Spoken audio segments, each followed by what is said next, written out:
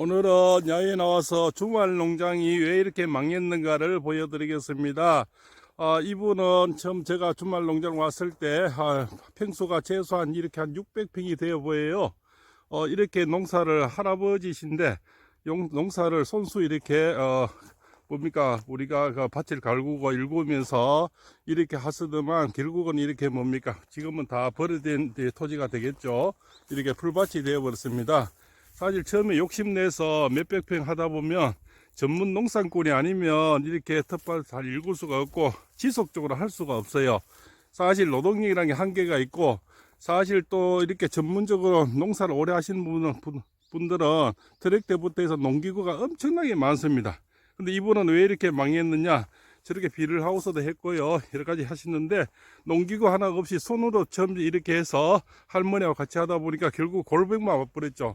또 텃밭에는 첫 번째 지수, 화풍, 그 다음에 뭡니까 물이 가장 중요해요. 땅은 당연히 샀으니까 저렇게 물이 없어서 저렇게 물통을 갖다 놓고 이렇게 하셨는데, 물도 끌어다니고 모다를 설치하고 이렇게 해서 전기가 없어서 또 기름 들어가는 모다를 해서 이렇게 해서 비 올 때마다 와서 물을 끌어올리고 결국 골탕이 들어버렸어요. 결국 뭡니까 텃밭 하다가 병 맞았는 거죠. 저렇게 비닐하우스도 다 지금 비 오는 상태고요. 그래서 저는 바로 옆에 이렇게 조그만하게 텃밭을 이렇게 하고 있습니다. 하고 있는데 절대 욕심내서 많이 하시면 안 돼요. 처음에는 한 10평, 많으면 30평 미만을 하는 게 좋아요. 많다고 해서 그것을 다 먹을 수도 없고, 또 집에서 이렇게 가족이나 친지, 지인들 조금 나눌 정도만 이렇게 하면 됩니다. 그걸 많이 하다 보면 결국은 나중에 몸의 건강만 나빠지고, 결국 소작이 돼서 그게 돈을 사는 것도 아니고요. 결국 취미로 전원생활하고 우리가 뭡니까 전원주택 지어서 이렇게 하는데 결국은 하나 먹어보지도 못하고 골탕만 이렇게 남게 된다는 거죠. 그래서 절대 힘에 맞게 크게 많이 하지 마시고 조그만하게 이렇게 하시는 게 좋습니다. 그래서 이렇게 해서 주말에 와서 그냥 힐링할 정도로 집에서 무공해 먹는다, 내 먹는다 생각하고 이렇게 하셔야 됩니다. 저렇게 할아버지처럼 처음에 500, 600평 이렇게 하면 처음에는 갖다 주는 사람들이 그렇게 물론 고맙겠죠. 그러나 거기서 농자금을 주는 것도 아니고 결국 골탕만 남아서 주말 농장이 아니고 병든 농장이 되는 거죠. 그죠? 요양병원 농장이 될 수도 있다는 거예요. 그래서 너무 크게 욕심내서 많이들 하지 마세요. 이 묘목도 처음에는 말입니다. 너무 이렇게 붙여 심어서 땅이 아까워서 너무 붙여 심다 보면은 결국은 나중에 한 나무도 옳게 안 되는 경우가 많거든요. 나무가 처음에는 아주 띄엄띄엄 심어서 이렇게 해서 좀 잘 안착이 되는 거 보고 나중에 좀 이렇게 추가를 하셔도 됩니다. 처음부터 나무를 너무 많이 심으면 또 문제가 되고, 첫째 길을 잘 봐야 되겠죠. 진입로가 얼마나 잘 되어 있는지, 또 진입로가 구도가 많고 구거라 그러죠. 이런 또 남의 땅이 많습니다. 그래서 나중에 땅을 또 못 들어오게 이렇게 욕심내서 막는 분들 있고 하니까 이 길을 첫째 보시고 그다음 물을 보시고 이렇게 보시는 게 좋고요. 특히 주말 농장 하시는 분은 투자 목적이 투기나 투자 목적이 아니면 저기 산 밑에 쪽으로 가시는 게 좋습니다. 앞쪽에 하다 보면 민원이 굉장히 많이 걸려요. 기름 냄새, 그죠? 그 다음에 차 소리 냄새, 소리 이런 여러 가지 때문에 민원들이 많이 들어오고 또 텃세가 많이 들어와요. 그래서 차라리 산 밑에 땅으로 가다 보면 혼자서 이렇게 마음껏 이렇게 좀 털을 또 넓게 사용할 수가 있거든요.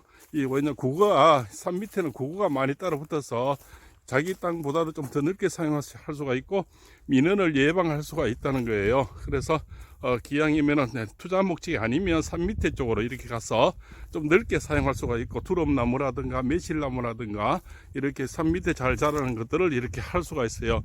중간에 이렇게 딸린 이런 땅이나 그죠, 너무 입구 땅은 물론 투자 목적은 좋은데 주말 농장 하기에는 돈도 굉장히 비싸죠. 아무래도 앞쪽이니까.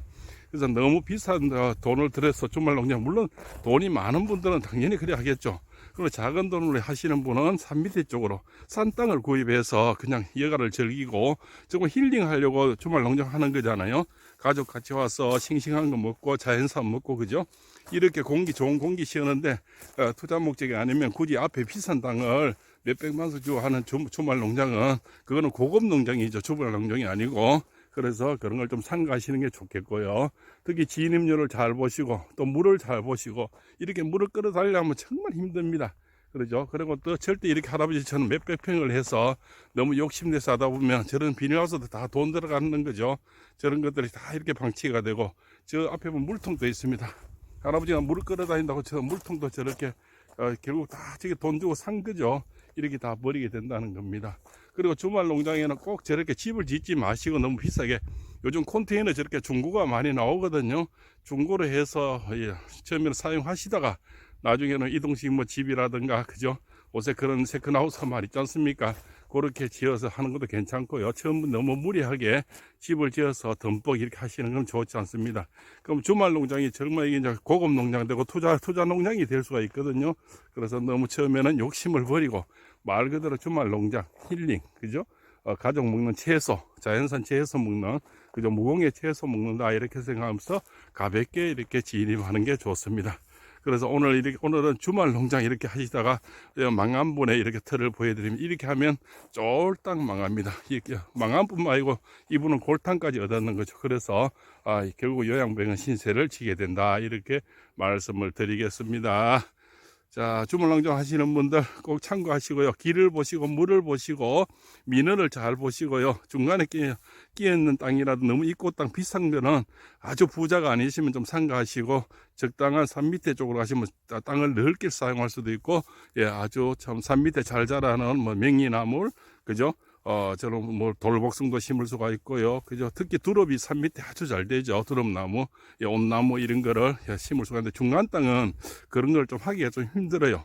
그래서 차라리 산 밑에 땅은 굉장히 좀 사거든요. 그런 산 것을 이렇게 구입해서 처음에는 부담 없이 진입을 해서 주말 농장을 즐겨보시는 것이 좋지 않겠나 이렇게 봅니다. 기왕이면 저렇게 바다나 이렇게 물을 보이는 쪽으로 일하시면 주말 농장 하시면서 같이 힐링도 크게 할 수가 있고요. 그죠?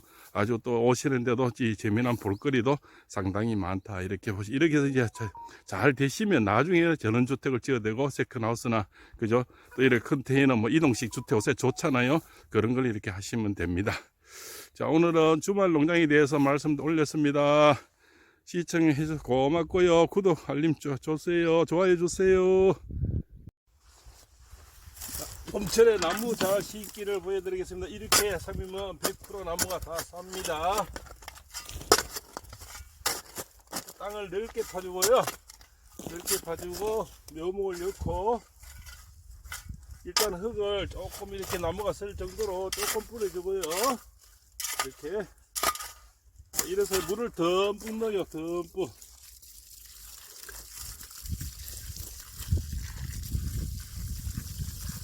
건강하도록 물을 듬뿍 줘야 돼요. 거름은 주시면 안 됩니다. 처음에 거름 주면 거의 다 죽어요.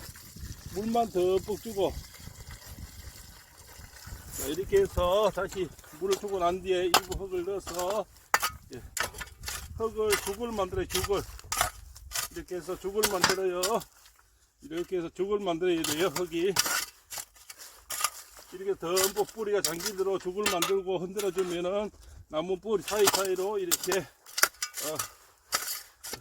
물이 다 들어가면서 흙이 피어집니다. 그러면서 나무가 100% 다 살게 됩니다. 이렇게 해서 물을 듬뿍 주고 절대 거름을 주지 마시고 물만 듬뿍 주면 충분히 100% 성공을 합니다.